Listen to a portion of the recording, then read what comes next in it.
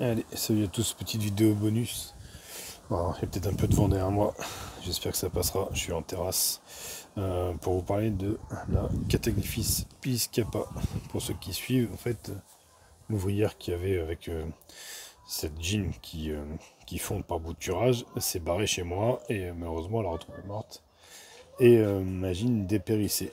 Alors aujourd'hui, chose exceptionnelle, j'ai trouvé dans le sud où je suis en vacances, et ben, des cataglyphis.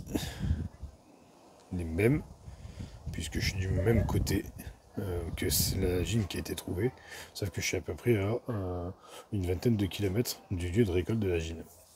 À savoir que ce qui s'est passé, c'est que j'ai récolté plusieurs ouvrières de nids différentes que j'ai mis en tube pour voir ce que ça donnait.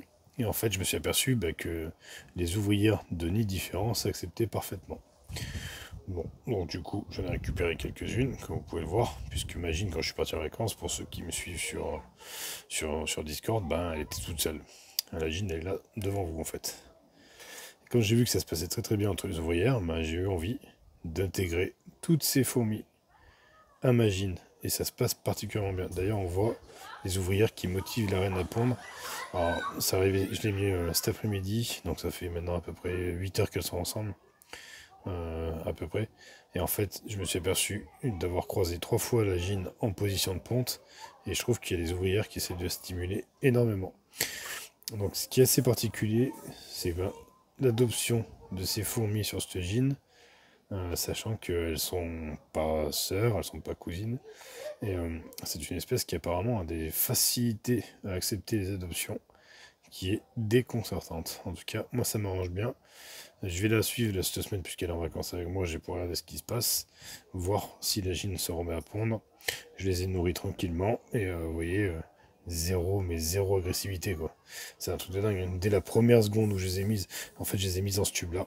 Au début, je les ai laissées 1 heure avec un coton bouché pour pas qu'elles puissent aller voir ma gine, parce que j'avais un peu le doute et après j'ai ouvert. En fait au début j'en avais mis 4 et ça s'est super bien passé. Donc je suis reparti en balade et j'en ai récupéré 5 autres. Que elle, par contre, j'ai jeté directement dans l'air de chasse. Et en fait, ça a été le même résultat. Les ouvrières se sont acceptées entre elles et la gine a accepté toutes les ouvrières. Donc c'est assez particulier comme comportement chez les fourmis. Alors on avait déjà eu des essais avec Cyril qui se reconnaîtra, qui m'avait envoyé cette gine. Lui avait réussi à réinjecter des fourmis d'extérieur dans sa colo 2 mois après la capture de sa gine et de ses ouvrières. Et ça avait fonctionné. Et là, on s'aperçoit que même quand c'est pas des gines récoltés au même endroit que les ouvrières, on arrive à faire de l'adoption. Pour l'instant, ça fait que 8 heures, on verra tout au long de la semaine. Allez, ciao ciao.